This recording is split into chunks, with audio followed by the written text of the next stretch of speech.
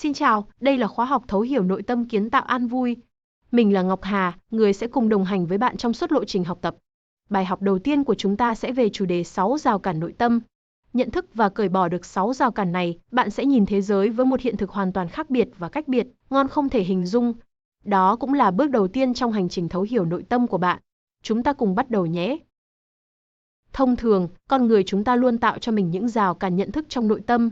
Đó là một cái kén bao quanh họ, bao gồm những sợi dây xích kiềm hãm sự phát triển và bước tiến của một con người.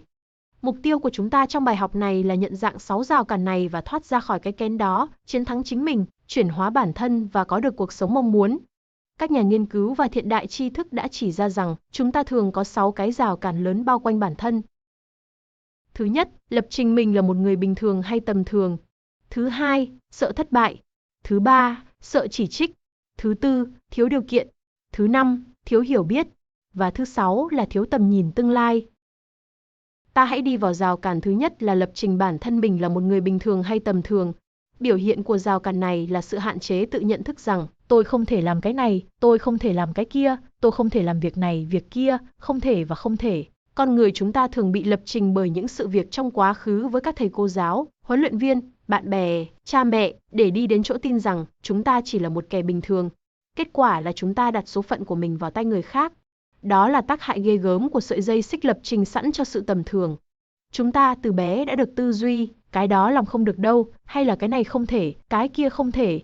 Thì những cái như thế được gọi là rào cản, giống như đời tôi không thể bơi lội đâu. Làm sao mà tôi có thể bơi lội được 20 mấy cây số, làm sao mà tôi có thể. Từ những năm 1960, các nhà tâm lý học đã có những cuộc nghiên cứu chứng minh những điều này cũng diễn ra trên các loài động vật khác. Họ trích điện vào chuột thí nghiệm khi chúng đến khay lấy thức ăn. Sau đó, dù nguồn điện bị ngắt, khay có nhiều thức ăn hấp dẫn, nhưng chúng không dám liều mạng đến gần khay vì sợ điện giật mặc dù chúng rất đói. Để xóa rào cản này, chúng ta cần thay đổi cái nghe, thấy, nói, biết của mình. Chủ động tiếp cận 4 người thầy về nội tâm, sức khỏe, cuộc sống và tài chính. Những người này sẽ giúp đỡ chúng ta chuyển hóa, giúp bản thân chúng ta có cơ hội được nhúng mình vào môi trường làm chủ cuộc đời. Rào cản thứ hai là sợ thất bại. Vì sợ thất bại nên chúng ta không dám phát triển bản thân, không dám thử làm những gì mà chúng ta chưa biết, chưa làm được. Nỗi sợ thất bại là gông cùm khó bẻ gãy nhất. Để chặt đứt nó, chúng ta cần hiểu rõ hai thành phần của sợi dây xích này là nỗi sợ hãi và sự thất bại. Nỗi sợ cơ bản là một cảm xúc rất lành mạnh, hữu ích, thậm chí có thể cứu mạng chúng ta trong nhiều trường hợp. Đó gọi là nỗi sợ tích cực. Nhưng nó cũng có sức hủy diệt, làm tê liệt cảm xúc của chúng ta. Đó gọi là nỗi sợ tiêu cực. Nỗi sợ tích cực mách bảo chúng ta về giới hạn tự nhiên, pháp luật vân vân, để chúng ta hành xử đúng và mang lại kết quả tốt đẹp trong cuộc sống. Nỗi sợ tiêu cực có vẻ mơ hồ nhưng rất đáng sợ. Nó ngăn cản chúng ta làm những việc đáng làm. Vì sợ thất bại nên chúng ta không dám thử, không dám phát triển. Đó là một sợi dây xích rất lớn bao quanh chúng ta. Sợ thất bại được xem là một trong 10 nỗi sợ hãi lớn của con người. Bạn cũng cần lưu ý là chúng ta chỉ có thể xử lý một số nỗi sợ nào đó chứ không thể gỡ đi hết. Vì một người không thể không sợ gì hết trong cuộc đời này. Ví như gặp sư tử mà không chạy hay phòng vệ thì chắc chắn là khó toàn mạng. Vậy làm thế nào để phát hiện những nỗi sợ hãi mơ hồ? Hãy tự hỏi, chúng ta thực sự mong muốn điều gì? Những chướng ngại vật nào đang cản trở? Điều gì khiến chúng ta không dám đương đầu? Lúc đó nỗi sợ hãi của chúng ta sẽ xuất đầu lộ diện. Hãy đặt thêm các câu hỏi, điều tệ hại nào sẽ xảy ra nếu nỗi sợ hãi này trở thành sự thật? Nếu mình hành động thì điều tốt nhất có thể đưa đến là gì? Lúc đó chúng ta sẽ giải tỏa sự căng thẳng và khám phá ra những điểm yếu, điểm mạnh của mình để khắc phục và phát huy. Thất bại là một sự việc chứ không phải là một con người. Nhưng thất bại nào trải qua cũng có thể trở thành người thầy vĩ đại, người cố vấn hiệu quả đối với thành công của bạn trong tương lai. Thật không may khi chúng ta xem thất bại là nỗi đau đớn, tấn bi kịch, sự cay đắng và nỗi giận dữ, rồi né tránh thất bại trong tương lai bằng cách tránh xa sự rủi ro và mạo hiểm. Chúng ta chỉ đề ra mục tiêu tầm thường và sự tầm thường là kết quả mà chúng ta sẽ gặt hái được. Để xóa rào cản này, chúng ta cần bồi dưỡng tâm thái, đặc biệt là tâm thái trân trọng biết ơn bài học sau nghịch cảnh. Từ đó, nghịch cảnh đến không còn làm chúng ta sợ hãi nữa mà sẽ mang lại những bài học giúp chúng ta trưởng thành. Nếu giữ tâm thái này thì khi làm bất cứ điều gì, chỉ có 2 trường hợp xảy ra. Một là bạn chiến thắng, thành công, hai là có thêm bài học để có nền tảng cho thành công trong tương lai. Suy nghĩ như vậy, bạn sẽ không còn sợ thất bại nữa. Chúng ta cùng đến với nỗi sợ thứ ba là sợ chỉ trích và phê bình. Sự chỉ trích, phê phán, bình phẩm, đôi khi được chúng ta tiếp nhận một cách khó khăn, khó chịu nên thường tìm cách tránh xa những điều đó, làm mình không có dũng khí để tiến bước. Để xóa rào cản này, chúng ta cần gỡ bỏ sĩ thân vật chất và sĩ thân phi vật chất. Sĩ thân vật chất như sĩ thân về chức vụ, địa vị, danh phận, sĩ thân phi vật chất như sĩ thân về kiến thức, về tư duy. Khi không còn sĩ thân sẽ không né tránh sự chỉ trích, phê bình nữa. Rào cản thứ tư là thiếu hiểu biết. Nói cách khác là cho rằng mình thiếu hiểu biết, không có đủ kiến thức để có thể khởi tạo hay làm bất kỳ điều gì. Mỗi người chúng ta chỉ có một số điểm mạnh và một số khả năng nhất định. Bên cạnh đó, chúng ta lại có nhiều điểm yếu và nhiều việc vượt ngoài khả năng của mình. Trong thực tế, hiếm ai có đầy đủ kiến thức của mọi lĩnh vực. Để xóa rào cản về thiếu hiểu biết, trước tiên ta cần nâng tầng bậc trí tuệ lên để thấu hiểu tổng nghiệp thức của mình.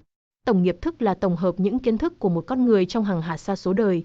Trong tổng nghiệp thức, những gì có thể hình dung rõ ràng nghĩa là đã có nghiệp thức. Những gì chưa hình dung rõ ràng nghĩa là chưa có nghiệp thức. Sau đó, ta cần làm siêng, làm rõ mong muốn của bản thân cho đến khi hình dung được rõ ràng kiến thức mình cần. Từ đó, nâng cao kiến thức trong từng lĩnh vực. Đồng thời, mượn sức tổng nghiệp duyên để đạt được điều mình mong muốn. Khi đó bạn sẽ không còn bị rào cản thiếu hiểu biết kìm hãm nữa. Chúng ta sẽ tìm hiểu về các tầng bậc trí tuệ cũng như khái niệm tổng nghiệp ở các bài học sau của học phần. Bạn cứ ghi nhận tên gọi của các khái niệm này trước nhé. Chẳng hạn bạn biết mình thiếu kiến thức về tiếng Anh. Thay vì chỉ dừng ở việc tự ti, hãy suy nghĩ về động lực khiến bạn học tiếng Anh. Học tiếng Anh để ứng dụng gì trong công việc. Từ đó tìm hiểu khóa học nào có thể đáp ứng nhu cầu này và chọn một lớp học phù hợp với trình độ. Bạn cũng có thể trau dồi thêm bằng những cách đơn giản như nghe nhạc, xem phim tiếng Anh. Sau đó tìm đến các câu lạc bộ tiếng Anh để giao lưu, kết bạn để giao tiếp. Điều này kích hoạt tổng nghiệp thức và nghiệp duyên, giúp bạn nhanh chóng nâng cao trình độ tiếng Anh của mình. Thứ năm là nhận thức nội tâm bản thân thiếu điều kiện để làm gì đó. Lúc nào cũng cảm nhận mình thiếu điều kiện để khởi tạo bất kỳ điều gì. Thấy thiếu nên không khởi động làm nó, không phát triển nó. Thông thường, 3 điều kiện giới hạn nhất trong cuộc sống là thời gian, tài năng và tiền bạc. Chúng ta không nên xem việc thiếu điều kiện là chướng ngại, mà hãy xem là đòn bẩy giúp chúng ta thành công. Nhận thức chung hiện nay của con người là xem thời gian, tiền bạc và tài năng là quý giá nhất, nên họ dùng những điều đó để đổi điều họ mong muốn. Điều này vô tình đã kìm hãm sự phát triển của bản thân chúng ta. Thực tế, theo hệ quy chiếu cấu trúc con người thì điều quý giá nhất là tổng nghiệp. Tổng nghiệp bao gồm nghiệp thức, nghiệp duyên và nghiệp quả. Đó là điều mà chúng ta lúc nào cũng sẵn có. Chúng ta hoàn toàn có thể lấy nghiệp thức, nghiệp duyên và nghiệp quả của bản thân ra đổi những gì mà chúng ta mong muốn. Nên chỉ cần có mong muốn rõ ràng là chúng ta đã đủ điều kiện để đạt được điều mình mong muốn. Bạn thấy mình còn thiếu điều kiện gì nữa không? Không thiếu cái gì cả phải không nào? Và cuối cùng là thiếu tầm nhìn rõ ràng về tương lai của chính mình. Có nghĩa là chúng ta cũng không rõ mình sẽ đi về đâu, sanh ra để làm chi, rồi làm cái gì trong cuộc đời này, muốn đạt được điều gì trong cuộc đời này. Nói cách khác là mình không có tầm nhìn rõ ràng về tương lai chính bản thân mà phó mặc nó cho số phận đẩy đưa. Đó là một rào cản rất lớn, một cái kén sâu dày bao quanh một con người. Nếu chúng ta không có khái niệm nguồn rõ ràng, hệ quy chiếu chuẩn và bức tranh mong muốn cuối cùng thì làm sao chúng ta có thể bắt đầu cuộc hành trình? Để có một tầm nhìn sáng tỏ và bức tranh mong muốn cuối cùng rõ ràng thì cần nỗ lực cho đi, tạo giá trị, để tích tạo công đức, phước đức. Khi đã có phước báu thì ta sẽ rõ thông con đường muốn đi. Với hành trang đó, khi bạn đã bắt đầu những bước đi trong cuộc đời, thì cao nhân, chuyên gia, quý nhân hoặc minh sự sẽ xuất hiện và chỉ điểm, giúp đỡ bạn làm rõ tầm nhìn và đích đến cuối cùng. Trên thế giới này có 4 loại người: người trí tuệ, người thông thái, người uyên bác, người khôn ngoan. Mục tiêu của khóa học thấu hiểu nội tâm là sau khi kết thúc, bạn có thể trở thành một hoặc cả 4 con người này. Hãy nghĩ xem nhé, một người giàu trí tuệ có thể trở thành bất cứ người nào mà họ mong muốn không? Tất nhiên là có thể rồi. Mục tiêu làm giàu trí tuệ là để xóa đi những rào cản nội tâm trong mỗi con người. Người thông minh có được bài học kinh nghiệm từ trải nghiệm của chính mình. Người thông minh hơn có được bài học kinh nghiệm từ trải nghiệm thất bại của người khác. Người thông minh nhất có được bài học kinh nghiệm từ trải nghiệm thành công của những người thành công. Vậy không cần đi qua đau khổ vẫn có được sự chuyển hóa. Bạn có thể làm giàu trí tuệ để xóa bỏ rào cản hạn chế bản thân bằng cách nâng tầm nhận thức nội tâm, từ đó chuyển hóa bản thân để đạt được cuộc sống mong muốn. Hà sẽ lấy câu chuyện quả trứng để chứng minh thêm cho mọi người việc chuyển hóa từ nội lực bên trong sẽ tốt đẹp như thế nào. Cùng là quả trứng gà mà từ bên ngoài người ta tác động vào thì nó là thức ăn, nhưng trứng gà mà từ bên trong chui ra thì sẽ trở thành một sinh mệnh. Nếu chúng ta không tự bước ra khỏi cái kén này mà chờ cho đến khi bị xã hội dồn nén, dẫn đến mất mát, đau khổ mới thay đổi, thì chúng ta sẽ làm thức ăn cho xã hội. Nếu sự đau khổ không làm cho chúng ta thay đổi, thì sự đau khổ lớn hơn sẽ làm chúng ta thay đổi. Sự đau khổ lớn hơn không làm chúng ta thay đổi, thì sự đau khổ khủng khiếp sẽ làm chúng ta thay đổi. Sự đau khổ khủng khiếp không làm chúng ta thay đổi, thì sự mất mát sẽ làm chúng ta thay đổi. Các thiện đại tri thức đã chỉ ra, Nếu bản thân chúng ta có thể chặt hết các rào cản này thì có thể chuyển hóa luôn, và quan trọng là có thể bỏ qua sự đau khổ, mất mát. Vậy nên, chúng ta hãy chọn phấn đấu để làm sinh mệnh, đừng chọn trở thành thức ăn. Bài học đầu tiên của chúng ta không quá phức tạp phải không nào? Điều quan trọng là các bạn đã nhận thức được 6 rào cản nội tâm khiến con người không thể giải quyết được những vấn đề của cuộc sống và đặt mục tiêu phá bỏ một hoặc tất cả 6 rào cản này. Hãy luôn nhớ rằng, sự chiến thắng lớn nhất của con người không phải là chiến thắng bất kỳ ai mà là đối diện được với chính mình và thắng chính bản thân mình. Biết ơn bạn đã dành thời gian tham gia buổi học đầu tiên. Hẹn gặp lại các bạn trong bài học số 2 về chủ đề 7 sự giàu toàn diện nhé.